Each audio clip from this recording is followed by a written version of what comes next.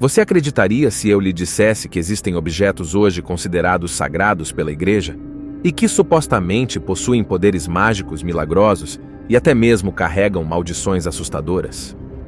Esses objetos pelos quais me refiro teriam de alguma maneira entrado em contato com Jesus Cristo e de alguma forma sobrevivido ao longo do tempo, sendo cobiçados por grandes nomes da história que acreditavam fielmente na obtenção de seus poderes para aqueles que os possuíssem. Veja agora nesse vídeo 7 relíquias sagradas da Igreja e suas origens. Esse é o Enigmatopia. Número 1. Coroa de espinhos. Segundo os relatos bíblicos, os soldados romanos confeccionaram uma coroa de espinhos e a colocaram na cabeça de Jesus como parte da zombaria durante sua crucificação. Após a crucificação, acredita-se que a coroa tenha sido guardada como uma relíquia sagrada. No entanto, a trajetória da coroa de espinhos ao longo dos séculos não é completamente documentada. No século IV, Helena, mãe do imperador romano Constantino, supostamente descobriu a coroa de espinhos durante uma peregrinação à Terra Santa. Ela trouxe a relíquia para Roma, onde passou a ser venerada. Desde então, a coroa de espinhos e outras relíquias associadas a Jesus Cristo foram mantidas e exibidas em várias igrejas e locais sagrados na Europa. A coroa de espinhos foi inicialmente mantida na igreja de Santa Croce em Jerusalém, em Roma, mas ao longo dos séculos, partes dela foram distribuídas para diferentes igrejas e locais de peregrinação em toda a Europa. Hoje, fragmentos da coroa de espinhos estão alojados em várias igrejas e instituições religiosas em todo o mundo. Um dos locais mais conhecidos onde a coroa de espinhos é venerada é a Catedral de Notre-Dame, em Paris, França. A coroa foi mantida lá por séculos, até que um incêndio devastador atingiu a catedral em abril de 2019. Felizmente, a coroa de espinhos e outras relíquias foram salvaguardadas a tempo e sobreviveram ao incêndio. Após a restauração da catedral, a coroa foi devolvida ao seu lugar de destaque. Número 2. Vera Cruz. A Vera Cruz, ou True Cross em inglês, é uma relíquia que se acredita ser a cruz na qual Jesus Cristo foi crucificado de acordo com a tradição cristã. Sua história remonta ao relato bíblico da crucificação de Jesus, mencionado nos Evangelhos. A tradição cristã sustenta que a cruz também foi descoberta no século IV por Helena, mãe do imperador romano Constantino, durante uma peregrinação à Terra Santa. Segundo a lenda, Helena teria viajado para Jerusalém em busca das relíquias da Paixão de Cristo. Ela teria encontrado 3 cruzes em um local que se acreditava ser o Calvário, onde Jesus foi crucificado. Para determinar qual cruz era a Vera Cruz, um doente gravemente enfermo teria sido trazido até as cruzes. Quando o doente tocou a terceira cruz, a Vera Cruz, ele teria sido miraculosamente curado, o que levou à identificação da Vera Cruz como a verdadeira. Após a descoberta da Vera Cruz, a tradição cristã sustenta que partes dela foram distribuídas em várias igrejas e locais sagrados em todo o mundo cristão. Fragmentos da Vera Cruz também foram usados para fazer relíquias mais pequenas, como crucifixos. Hoje, a autenticidade da Vera Cruz é objeto de debate e ceticismo, porque ao longo dos séculos, muitas igrejas e locais religiosos alegam possuir fragmentos da Vera Cruz, tornando difícil estabelecer a autenticidade de qualquer um deles. Mas em última análise, a Vera Cruz é uma relíquia sagrada importante para muitos cristãos, independentemente de sua autenticidade histórica. Ela continua sendo um símbolo poderoso da paixão de Cristo e é venerada em todo o mundo cristão. Número 3. Escada Santa. Você acredita que uma escada pode ser considerada uma das relíquias de Cristo?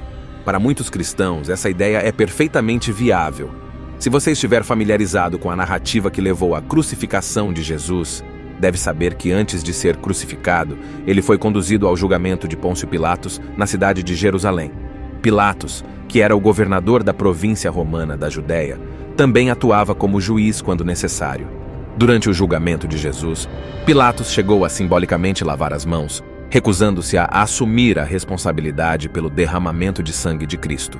No entanto, o aspecto mais notável desse julgamento é que Jesus precisou subir uma escadaria para chegar ao local onde Pilatos estava.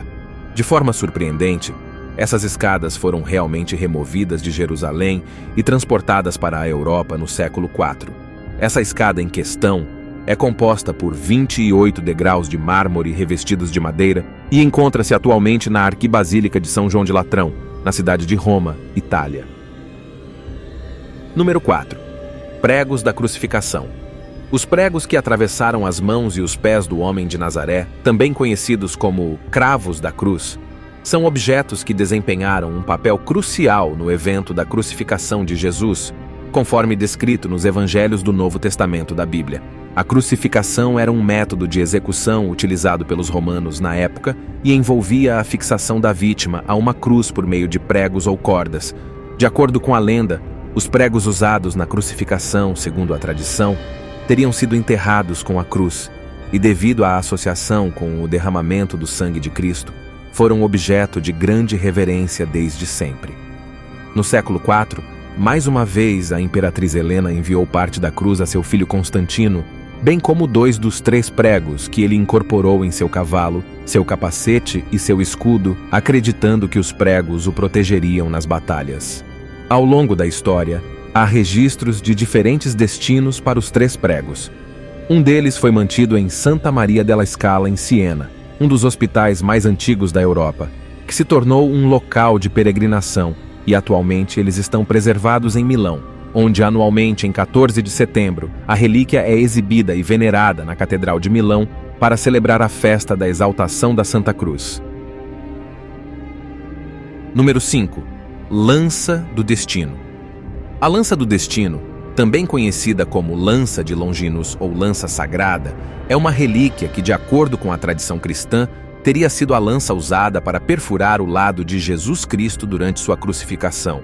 De acordo com o relato bíblico, após a morte de Jesus na cruz, um soldado romano chamado Longinus teria perfurado o lado de Jesus com uma lança para verificar se ele estava realmente morto.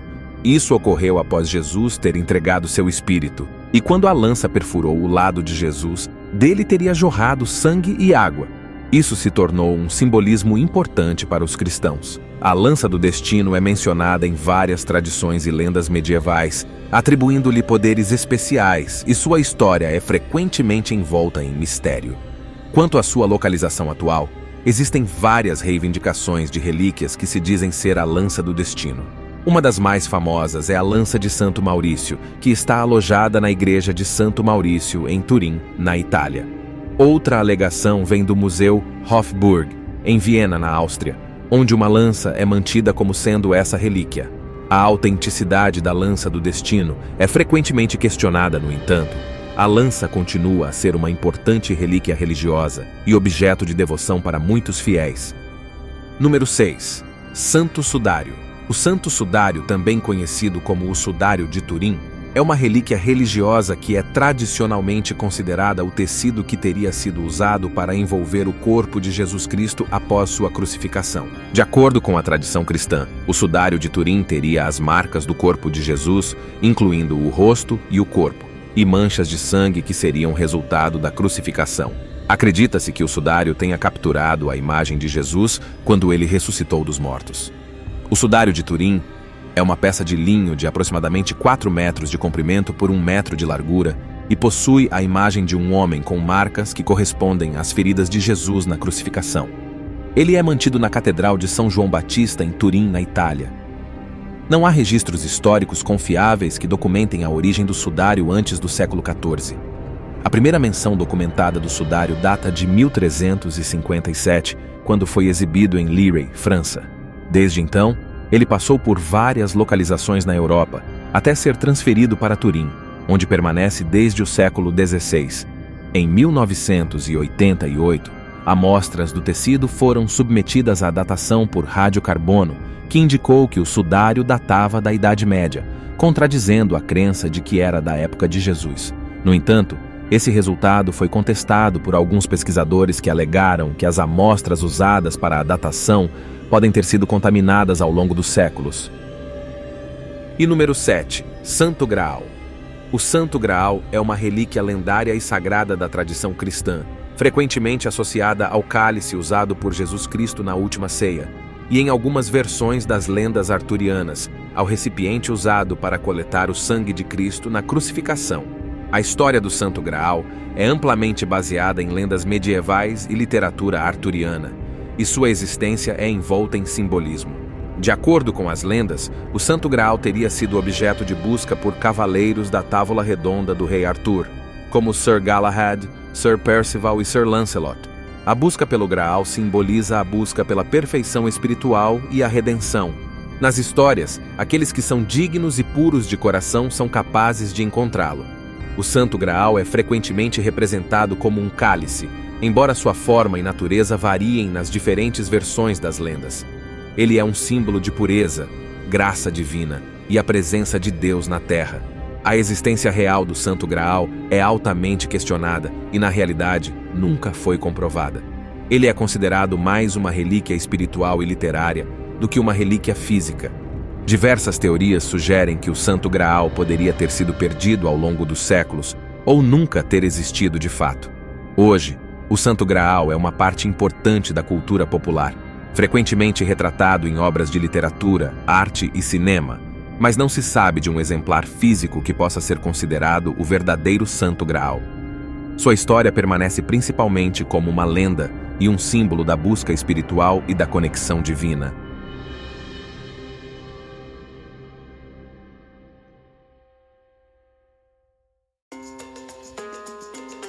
Agora eu te peço que se junte a essa comunidade, faça parte você também, inscreva-se e compartilhe nossos vídeos com um amigo, nos ajudará demais. A todos, tchau!